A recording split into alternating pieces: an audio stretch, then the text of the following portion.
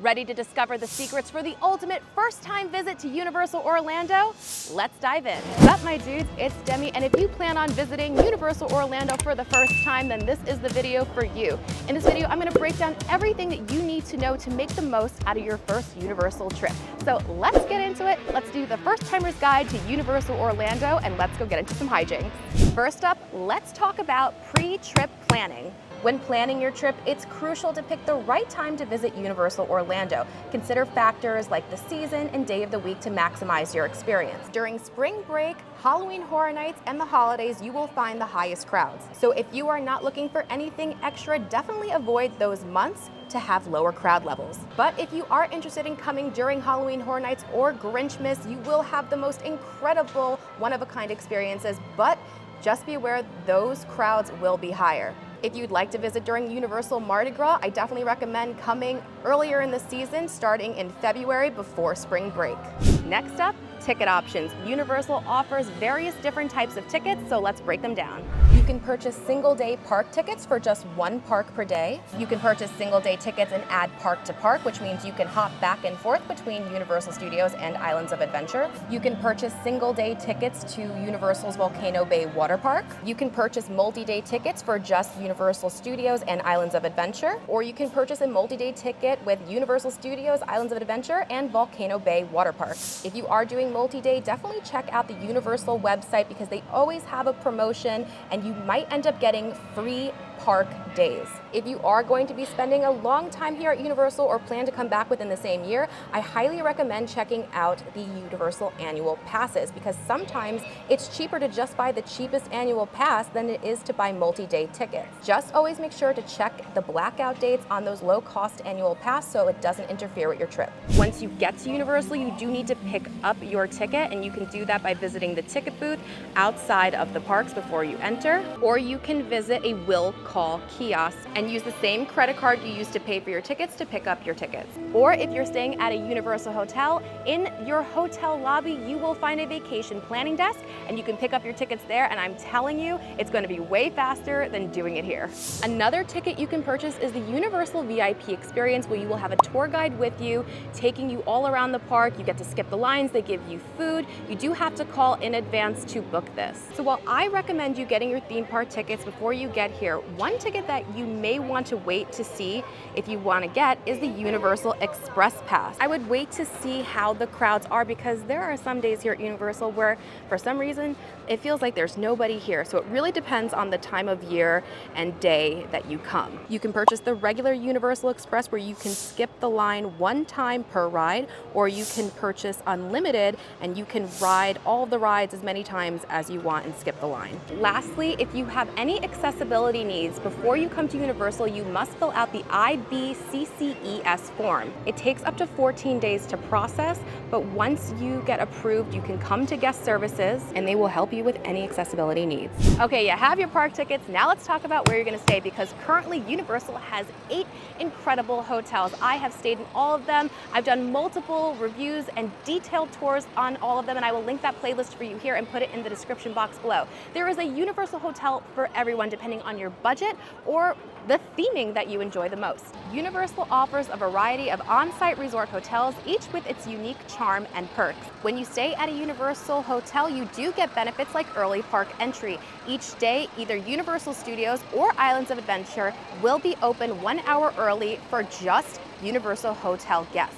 You do get free transportation to the parks, either by bus, water taxi, or in some cases, you can even walk from your hotel to Universal. Currently, there are 2 value resorts at Universal. It is Universal's Dockside Inn and Universal's Surfside Inn, both offering beach theming. Next, you have the Universal Prime Value Hotels, which you can still get incredible deals. Sometimes it's the same price or cheaper than the values. First, you have Universal's Cabana Bay Beach Resort, offering a retro feel, a lazy river, a bowling alley, and even family suites. Then across the way, you have Universal's Aventura Hotel, perfect for those who enjoy a modern, sleek atmosphere with an incredible rooftop bar. Next, you have Universal's preferred hotel, Low Sapphire Falls, a stunning and relaxing resort where you even get water taxi transportation. And then you have the 3 Universal Premier hotels, which are going to be the most expensive. You have the Hard Rock Hotel, Lowe's Portofino Bay, and Lowe's Royal Pacific. When you stay at one of these resorts, you do get free Express Pass Unlimited for everyone in your room. So if you are interested in Express Pass, it might be worth it to stay in a more expensive hotel because it may be cheaper than staying in a less expensive hotel and buying Express Pass for everybody in your party. The Hard Rock Hotel is exactly that, a classic Hard Rock Hotel that you can find in a lot of different places. Lowe's Portofino Bay Hotel is set in Italy and it is absolutely stunning. And Lowe's Royal Pacific Hotel is themed to, you guessed it, the Royal Pacific. More Universal hotels will be opening with the new Universal theme park, Epic Universe, which opens in 2025. So stay tuned to the channel for those hotel tours and the new Epic Universe. Okay, you made it into the park. Now let's talk about navigating the parks. I highly recommend downloading the Universal Orlando app. Not only will it give you a detailed map of everything that's going on, all the rides, character meet and greets, shows, and give you the wait times, it also has mobile order. Mobile order is offered at select quick service locations and even some snack stands like the Freeze Ray Pops. If there's a line, it will basically skip the line for you and you will get your food much faster. Something to note about some of the quick service locations here at Universal, like here over at the Three Broomsticks and Hogsmeade and Islands of Adventure, you have to get a table first. You get a table, you scan the QR code, you place your mobile order, and then they will serve you food. Now, because of this, unfortunately, that means you can end up waiting for a table. So your quick service is not very quick, especially at the Three Broomsticks and over at the Leaky Cauldron in Diagon Alley. We're at close to park closing, so now you're gonna have obviously a better chance of getting a seat without waiting, but those peak meal hours, I recommend going to a place that does not either have a long line or that does not do their quick service like this. And unfortunately, I can't tell you which ones because they are always constantly changing. Universal does have lockers that you can rent and they are quite big. Large lockers are $12 per day and I have been able to fit like duffel bags in here, but they also have family-sized lockers for $15 per day. There are lockers on both sides of the parks, but if you walk in and go to your right toward those lockers, you will also find first aid. On top of having first aid needs, they have a quiet room, which is great for people with sensory issues. They have a family restroom and a nursing room. If you are in need of a charger, Universal does have a fuel rod station. You can buy one for $35 and then swap them for $3 each time you need a new fully charged fuel rod. I don't recommend doing fuel rods because they don't charge very well. They maybe can get your phone up to 30%, and now they are charging for swapping out the fuel rods. I highly recommend picking up a big brick portable battery to keep with you that can charge your phone throughout the day. This one I have, it's linked in my Amazon storefront. It's amazing. It can fully charge my phone like 4 times or more, and I highly recommend this. The fuel rods are just absolute garbage compared to something like this. Pro tip, if you are in need of some water, which you should be drinking throughout the entire day, head into any Universal quick service location and they will give you a cup of ice water for free. You may notice all around Universal you will find people with lanyards, and that is because they have lots of cool different lanyard pouches and lanyard strings. And if you have your annual pass, your park ticket, your express pass, you can put it in the pouch and keep it around your neck the entire day, and it makes it easier for you to scan in to the parks and into all of the attractions with Express Pass. Speaking of merchandise, Universal does offer package pickup. There are 2 options. One is if you would like to purchase something and then pick it up in the front of the park at the end of the day so you don't have to carry it around with you all day. You can do that, but you have to give a few hours ahead of time before park closing to do that. Another option is if you are staying at a Universal Orlando hotel, you can have your items shipped to your hotel, but you can't do that if you are checking out the next day. You have to have a buffer day in between when you purchase it and when you check out. If you are a soda drinker, consider picking up the refillable mug. You can refill it at quick stands, snack locations. There are freestanding Coca-Cola Freestyle machines. Here are the prices at time of recording, but you know those always go up. And I'm actually filming this during the holidays, so you can see they actually even have some holiday versions of the Freestyle cup as well. So if you're here during the holidays, you may want to get it as a souvenir. Okay, time to talk about rides. On top of Universal Express Pass, there are some rides that offer single rider lines, which means you are basically a seat filler if there is an empty spot and you will be split from your party. But sometimes single rider is even faster than Express Pass. I did 2 videos, one here at Universal Studios and one at Islands of Adventure, showing you all of the attractions that offer single rider. And I show you which rides it is worth it to use and which rides it is not worth using single rider. And I will link those videos for you here and put them in the description box below. Here at Universal, there will be some rides that will ask you to put your bag in a locker. It will be these smaller lockers where you can put small bags and small items. It is free. You just scan your Universal pass. It'll give you a locker and the locker will open up. And then just make sure you bring that same pass with you on the ride so you can open it up after you get off the ride. And then after 2 hours, your rental will end. If your bag is too big, you can rent a bigger locker for a one-time fee of $2. However, if you have a small bag, like a fanny pack, a belt bag, those will be permitted on the attraction. However, if you have like a mini Loungefly backpack, those will not be allowed on the attraction. I always recommend a small bag for Universal so that you don't get in the jumble that is the locker room and you don't waste time getting onto any ride that requires you to get a locker. However, there are 3 rides at Universal where you must put everything in your locker, including your phone, because you go through a metal detector. That will be the Velocicoaster over at Islands of Adventure, the Hulk over at Islands of Adventure, and Rip Ride Rocket here at Universal Studios. If you are interested in rope dropping Universal, which means you are getting here early so that when the park opens, you are here and your wait times are a little bit less, I highly recommend getting here way before the actual time the park opens, like an hour, or sometimes when it's really busy, even more than that. I highly recommend for the Universal Studios side, if you're going to do any ride first with low waits, to do Escape from Gringotts here in Harry Potter World. This is the most popular ride in this park. If you are rope dropping Islands of Adventure, most people will go first to Hagrid's Magical Creatures Motorbike Adventure because it's not even on Express Pass.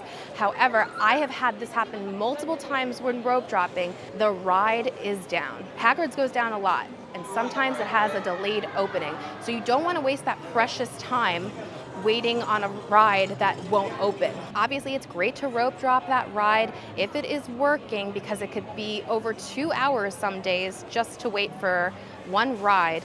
But alternatively, I would recommend either waiting for the Hulk or Velocicoaster if you are rope dropping, and then maybe you can get a lot more done in one land, and then you can just wait on Hagrid's later in the evening as people leave the park.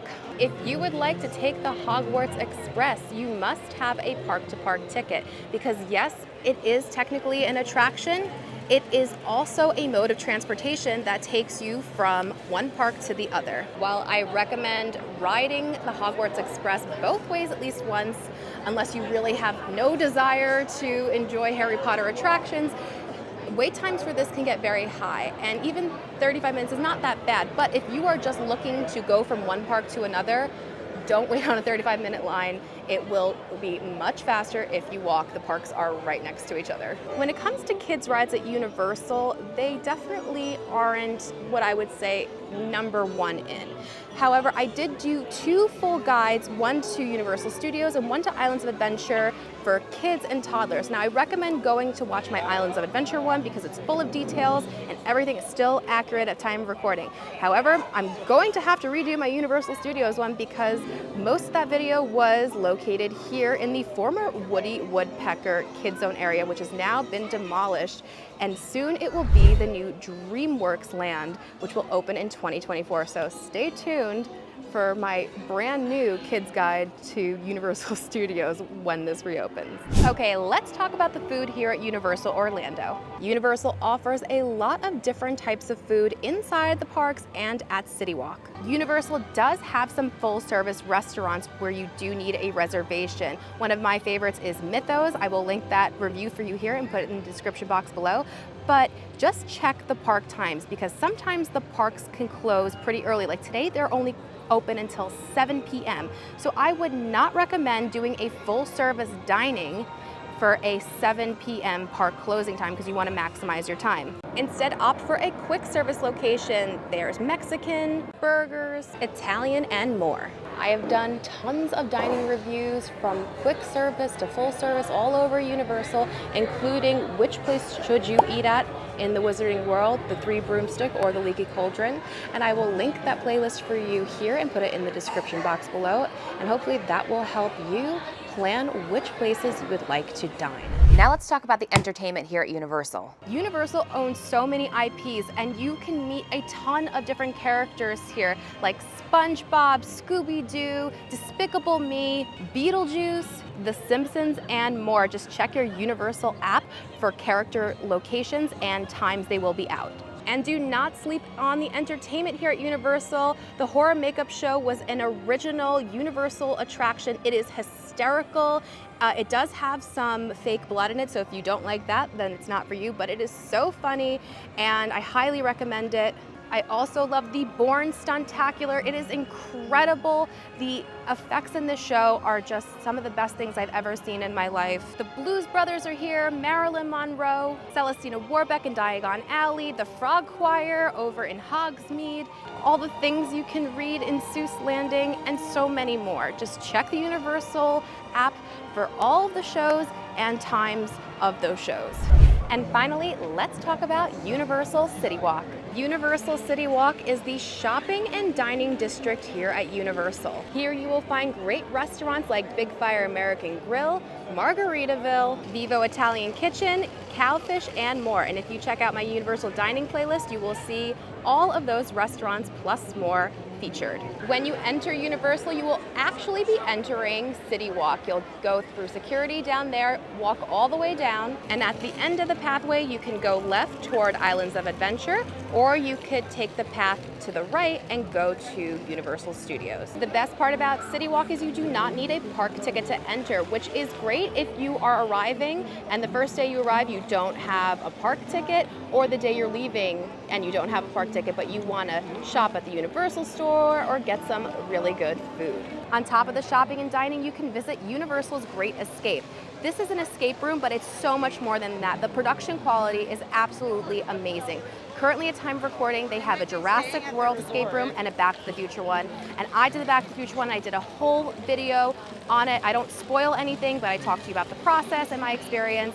And I highly recommend you checking out that video to see if this is something that you would want to add on to your trip. On top of that, there is a movie theater here, mini golf, Rising Star Karaoke, where you can sing karaoke with a live band. And you can find live music at Bob Marley's and over at Pat O'Brien's. And open seasonally is the Red Coconut Dance Club. So my recommendation, especially if the park is closing pretty early, do quick service throughout the day and then do a dining reservation for dinner on CityWalk. Well, my dudes, that was my first timer's guide to Universal Orlando. Let me know in the comments, did this video help you? Do you still have more questions? Are you super excited for your first ever Universal trip? I'm excited for you. Anyway, thank you so much for watching. If you did like the video, please be sure to give it a thumbs up. Don't forget to subscribe to that bell notification so you don't miss anything that goes on this channel. Follow me on Instagram at Magical Hijinx. Check out the Patreon. Become a patron. You'll get exclusive bonus content, bonus lives, help with trip planning, access to the Discord, and so much more. And you'll be helping me continue bringing you great content like this to this channel. And until next time, my dudes, I hope you guys get into some hijinks very, very soon. Bye-bye.